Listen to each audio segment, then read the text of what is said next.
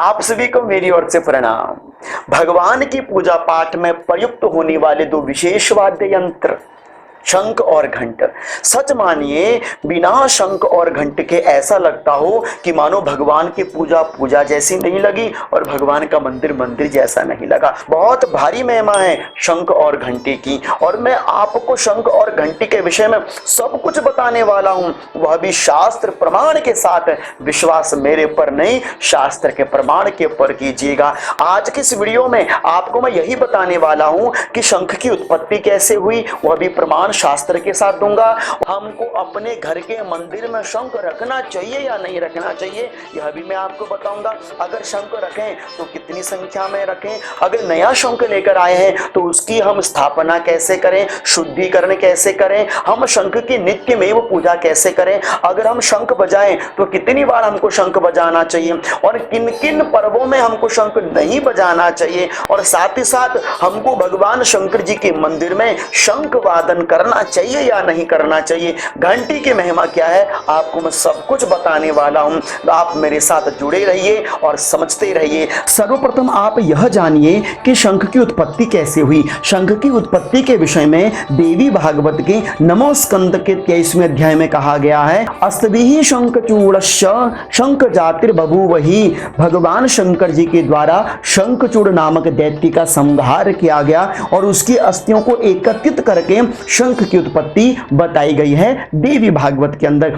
इसी प्रकार जिस समय समंदर मंथन हुआ तो समंदर मंथन में से 14 रत्न उत्पन्न हुए। कौन कौन से, इसके विषय में एक मंगलाचरण कहा जाता है कि लक्ष्मी ही कौस्तुभ पारिजातक सुरा धन्वंतरिश्चंद्रमा गावः कामदुधा सुरेश्वर गजौ रंभादिदेवांगना अश्वः सप्तमुखो विषम हरिधनुः शंखो मृतं चाम्बुधै रत्नानीति 14 प्रतिदिनम कुर्या सदा मंगलम। 14 रत्नों की उत्पत्ति हुई, उन्हीं 14 रत्नों में से शंख की उत्पत्ति मानी गई है। बहुत प्रकार के शंख है, पांचजन्य शंख है, दक्षिणावर्ती शंख है, गणेश शंख, लक्ष्मी शंख आदि विभिन्न विभिन्न कोटि के शंख इस भूधरा पर पाए जाते हैं। और दूसरा आपको यह जानना चाहिए, क्या आपको अपने मंदिर में शंख रखना चाहिए कि नहीं। बहुत लोग बहुत भ्रामक प्रचार करते हैं कि घर के मंदिर में शंख नहीं रखना चाहिए, लेकिन यह सब कुछ गलत है। भगवान के मंदिर में शंख होना अत्यंत अनिवार्य माना जाता है, और ये मैं नहीं, शास्त्र कह रहा है, वह प्रमाण मैं आपको दे रहा हूं, जरा ध्यानपूर्वक सुनिए। यश घंटा गृहे नास्ति शंखश्च पुरतो हरेः कथम भागवतम नाम गीयते तस्य देहिनः। अर्थात कि इस श्लोक का भावार्थ है कि यदि जिस भक्त के घर में घंटी ना हो, भगवान के समकक्ष शंख वादन ना हो, अर्थात शंख ना हो, ऐसे भक्त को भक्त नहीं कहा जा सकता। इसलिए अपने मन से यह भ्रम निकाल दीजिए और आप अपने घर के मंदिर में शंख और घंट की स्थापना जरूर कीजिए। अब आपको तीसरी बात यह भी जाननी चाहिए कि हमको अपने मंदिर में कितने शंख रखने चाहिए। तो इसके विषय में शास्त्र कहता है कि शंख द्वयम न अर्चये, अर्थात कि अपने घर के मंदिर में 2 बजने वाले शंख नहीं रखने चाहिए, या सीधा सीधा सा समझ लीजिए, अपने घर के मंदिर में केवल मात्र एक ही शंख रखना चाहिए। अब अगर आपके पास 2-2 शंख है तो आप एक शंख में आप चावल या जौ या गेहूं आदि भरकर उसको लाल वस्त्र में लपेटकर जहां पर आपकी तिजोरी है, आप उस शंख को लक्ष्मी के रूप में वहां पर भी स्थापन कर सकते हैं। लेकिन आपने अपने घर के मंदिर में शास्त्र के अनुकूल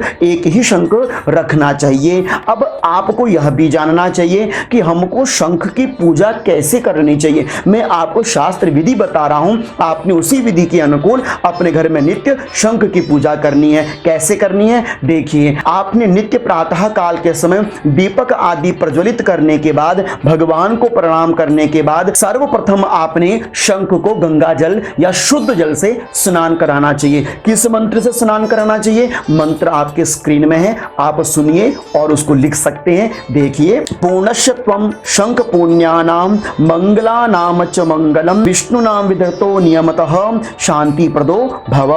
इस मंत्र के द्वारा आप नित्य शंख को स्नान करा सकते हैं। अगर आप इस मंत्र को पढ़ने में असमर्थ हैं, तब आप शंख के नाम नाम मंत्र से शंख को स्नान करा सकते हैं, जैसे ओम पांचजन्याय नमः, ओम पावमानाय नमः, ओम शंखाय नमः। इस तरह से आप नाम मंत्र से भी शंख को स्नान करा सकते हैं। यदि आप अपने घर में नया नया शंख लेकर आए हैं तो सर्वप्रथम आपने शंख को शुद्ध करना चाहिए। सर्वप्रथम आप शंख को स्नान करा लीजिए। स्नान आदि कराने के बाद आप शंख के अंदर शुद्ध दुग्ध और उसके अंदर तुलसी दल और उसके अंदर आप गंगा जल भर दीजिए।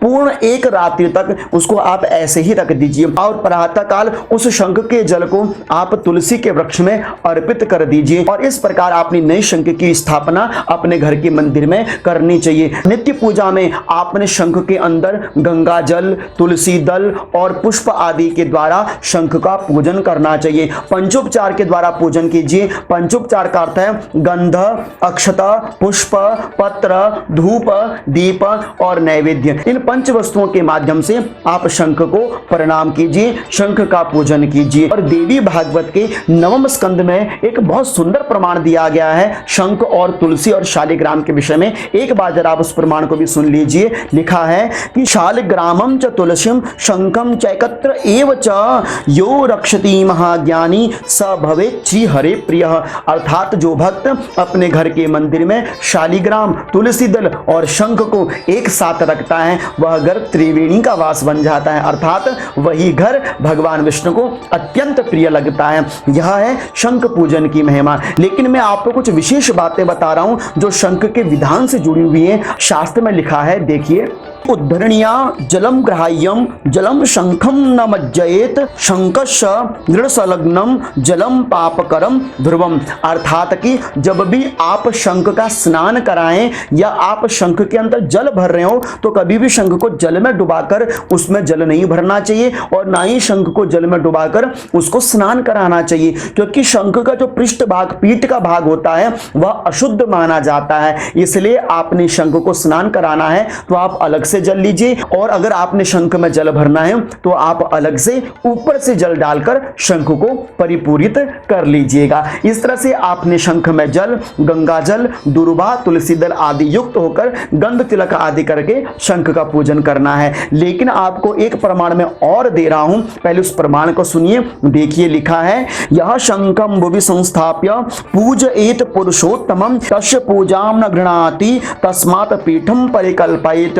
अर्थात कि आप अपने घर में शंख की पूजा कर रहे हैं या आपने शंख रखा है, लेकिन यह ध्यान जरूर रख लीजिएगा कि शंख को कभी भी पृथ्वी पर नहीं रखना चाहिए, अर्थात कि आसन के ऊपर ही आप शंख को स्थापित कीजिएगा। यह आपसे मेरा निवेदन है। जब आप शंख का पूजन कर लेते हैं तो आपने शंख को शंख मुद्रा बनाकर आपने शंख को प्रणाम करना चाहिए। शंख मुद्रा कैसे बनानी है? देखिए, यह आपके हाथ की हथेली है, इसमें आप अपने अंगुष्ठा को ऐसे रख सकते हैं। देखिए, अब यहां से आप अपनी इन अंगुलियों को, चारों अंगुलियों को इस तरह से घुमा दीजिए और बाएं हाथ की इन चारों अंगुलियों को अंगुष्ठा के साथ जोड़ दीजिए। ये देख सकते हैं, इसे बोलते हैं शंख मुद्रा। आपको यह दिखाई पड़ रही होगी, यह शंख मुद्रा है। इस शंख मुद्रा के माध्यम से आपने शंख भगवान को प्रणाम करना चाहिए। शंख गायत्री के माध्यम से भी शंख भगवान को प्रणाम कर सकते हो।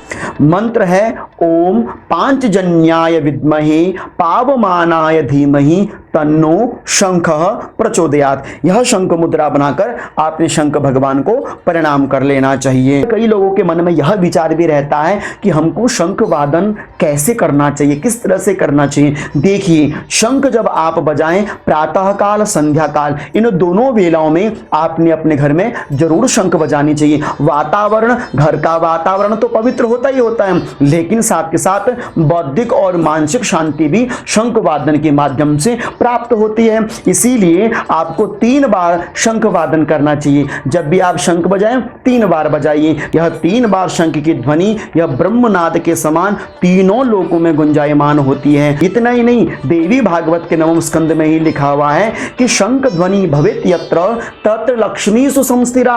जिसके घर में शंख ध्वनि होती है, बोली माता लक्ष्मी उसी घर में जाकर ठहर जाती है। इसलिए आपने शंख ध्वनि जरूर करनी चाहिए। लेकिन आपको यह ध्यान रखना है कि जिस समय आपके घर में पितरों का श्राद्ध हो या पार्वण श्राद्ध, जिन्हें हम 16 श्राद्ध कहते हैं आश्विन पक्ष के, उस समय आपको 16 दिन तक अपने घर में शंख वादन नहीं करना चाहिए। पितरों के कार्यों में शंख वादन कर्म नहीं किया जाता, केवल देव कार्यों में ही शंख वादन किया जाता है। क्या हमको शंकर भगवान के मंदिर में शंख वादन आदि कर्म करना चाहिए या नहीं, इसके विषय में मैं आपको शास्त्र के प्रमाण दूंगा, जिससे आपके मन में कोई संशय रहेगा ही नहीं। पहले आप वह प्रमाण सुनिए। देखिए लिखा हुआ है, सर्वत्रैव प्रशस्तोब्जः शिव सूर्यार्चनम विना, अर्थात कि निर्णय सिंधु में कहा गया है शंकर भगवान की पूजा में और सूर्य भगवान की पूजा में शंख को उपयुक्त नहीं माना गया है। लेकिन आपको एक प्रमाण में और दे रहा हूं, वह देवी भागवत के 9वें स्कंद का प्रमाण है,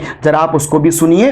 प्रशस्तम शंख तोयम च देवता नाम प्रतिदम परम तीर्थ तोय स्वरूपम च पवित्रम शंभुना विना। समस्त देवी देवताओं में शंख का जल प्रशस्त अर्थात योग्य है, लेकिन शंकर भगवान के ऊपर शंख का जल नहीं चढ़ाना चाहिए। लेकिन शंख वादन के विषय में मैं आपको यह जरूर बताऊं कि शंकर भगवान के मंदिर में समस्त देवी देवता विराजमान रहते हैं, इसलिए शंकर भगवान के मंदिर में भी शंख वादन कर्म जरूर किया जाता है। अगर स्वतः भगवान अगर निराकार स्वरूप में विद्यमान है तो कहीं कहीं पर विद्वानों का मत है कि वहां पर शंख वादन कर्म नहीं किया जाता। लेकिन सूर्य भगवान को ना शंख से पूजन किया जाता है और ना ही सूर्य भगवान को शंख के द्वारा जल दिया जाता है। यह भी आपको विशेष जो था विधान वह मैंने आपको समझा दिया। आपको शंख कहाँ रखनी चाहिए, घंटी कहाँ रखनी चाहिए, भगवान के किस स्थान पर रखनी चाहिए, वो मैं अभी आपको आगे बताऊंगा। इस तरह से जब आप शंख आदि पूजन कर लेते हैं, तदुपरांत अपनी संपूर्ण पूजा करने के बाद अब आपने जो जल पूरित शंख है, उस जल पूरित शंख को अपने पूरे घर में मार्जन करना चाहिए, छिड़क देना चाहिए। शास्त्र कहता है कि शंख मध्यस्थितम तोयम भ्रामितम केशवोपरि अंग लग्नम मनुष्याणाम ब्रह्महत्या वपोहति, अर्थात कि जो भक्त भगवान केशव के ऊपर शंख को घुमाकर उसके जल को पूरे घर में मार्जन करता है, उसके घर के सारे विपरीत दोष दूर हो जाते हैं। यदि कोई छोटा बच्चा है तो उतलाकर बोलता है, और यदि आप उसको शंख का जल पिला दें और धीरे धीरे जिह्वा का तोतलापन भी दूर हो जाता है। बहुत चमत्कारी है शंख की महिमा। यह है शंख की महिमा जो मैंने आपको शास्त्र प्रमाण के द्वारा बताई। और इसी तरह आपने शंख के साथ साथ घंटी का भी पूजन करना चाहिए। पहले तो मैं आपको एक प्रमाण दे रहा हूं, आप उस प्रमाण को सुनिए। स्वकरेण प्रकुर्वन्ति घंटानादं स्वभक्तितः मदीयार्चन काले तु फलम कोटिन दवम कलौ। भगवान स्वयं कहते हैं कि जो भक्त इस कलिकाल में अपने हाथों से मेरे आगे घंट का नाद करता है, वह भक्त मुझे अत्यंत प्रिय और मैं उसके लिए प्रिय बन जाता हूं। यह है घंटे की सबसे भारी महिमा। और यह भी जान लीजिए कि आपको घंटी का नाद कब कब करना चाहिए, कैसे कैसे करना चाहिए। शास्त्र के 2 प्रमाण हैं, मैं आपको दोनों प्रमाण दे रहा हूं। पहले उन प्रमाणों को सुनिए। देखिए लिखा है, आवाहनार्घे धूपे च पुष्प नैवेद्य योजने नित्यमेतां प्रयुंजीत तन्मंत्रेणाभिमंत्रितम।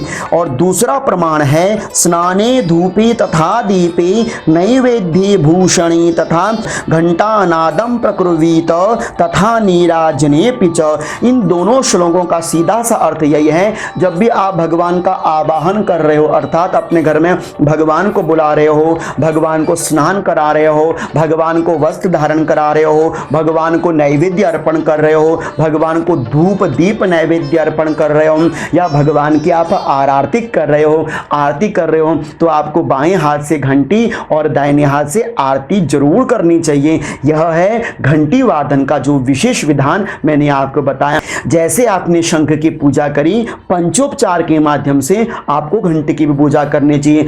घंटी को स्नान कराइए, उसके बाद उनमें गंध लगाइए, चंदन लगाइए, अक्षत दीजिए, पुष्प चढ़ाइए और उसके बाद धूप दीप दिखाइए, और फिर नैवेद्य के रूप में कोई आप बताशा या आप मिश्री कुछ भी हो, मिष्टान भोजन आप घंटी को और शंख को अर्पण कर सकते हैं। इस तरह से घंटी का पूजन करने के बाद गरुड़ मुद्रा के माध्यम से गरुड़ घंटी को प्रणाम करना है। गरुड़ मुद्रा कैसे बनानी है, आप ये देखिए, ये आपके हाथ की हथेलियां हैं, अंगुष्ठा को आप ऐसे क्रॉस कर लीजिए और इस तरह से आप बना लीजिए। देखिए चिड़िया की चोंच की तरह ये आपका अंगुष्ठा चतुष्टा का मुख बन गया है और इस तरह से यह जो पंख बन गए हैं गरुड़ के, यह गरुड़ मुद्रा कहलाती है। आपने गरुड़ मुद्रा बनाकर घंटी को प्रणाम करना। ये देखिए आपके सामने गरुड़ मुद्रा है। गरुड़ मुद्रा बनाकर आपको घंटी को प्रणाम करना चाहिए। वह प्रणाम करने का मंत्र आपके स्क्रीन में है। आगमार्थम तो देवानाम गमनार्थम च रक्षसाम कुरु घंटे वरम नादम देवता स्थान सन्निधौ। इस तरह से आपने गरुड़ घंटी को प्रणाम करना चाहिए और घंटी की पूजा करने के बाद घंटी वादन पूजा से पहले जरूर करनी है। अब आपने पूजा करने से पूर्व शंख और घंट का नाद जरूर कर लेना चाहिए। आपने शंख और घंट को किस स्थिति पे, किस स्थान में रखना चाहिए? स्थिति क्या है कि आसन पर शंख और घंट को रखना चाहिए। धरती पर डायरेक्ट आपने शंख घंट नहीं रखना है। दूसरा, आपने दिशा कहाँ रखनी है? तो सबसे पहले घंटी है घंटाम वाम दिशि स्थिताम, अर्थात कि इस घंटी को सदैव भगवान के बाएं हाथ में रखना चाहिए और शंख को बोले शंख मदभिः पूरयित्वा प्रणवेन च दक्षिणे, अर्थात कि जल से भरा हुआ जो शंख है वह देवताओं के दाहिने हाथ में रखना है। शंख को भगवान के दाहिने हाथ में और गरुड़ घंटी को आपने भगवान के बाएं हाथ में रखना है। इस तरह से संपूर्ण जो शंख का विधान, घंटी का विधान, पूजा का विधान, जो कुछ भी था मैंने आपको शास्त्र प्रमाण के माध्यम से बताया और मैं आशा करता हूं कि आपको यह वीडियो अच्छी लगी होगी। अगर वीडियो अच्छी लगी है तो इस वीडियो को लाइक शेयर जरूर कर दीजिए प्यारे दोस्तों को। अपने चैनल को सब्सक्राइब जरूर कर लीजिए। अगर आप मेरे से जुड़ना चाहते हो, कोई प्रश्न पूछना चाहते हो तो आप मुझे इंस्टाग्राम पर भी फॉलो कर सकते हैं। आप में से जुड़ जाइए। तब तक आप सभी सज्जन भक्तों को मेरी ओर से अनंत कोटि वंदन प्रणाम।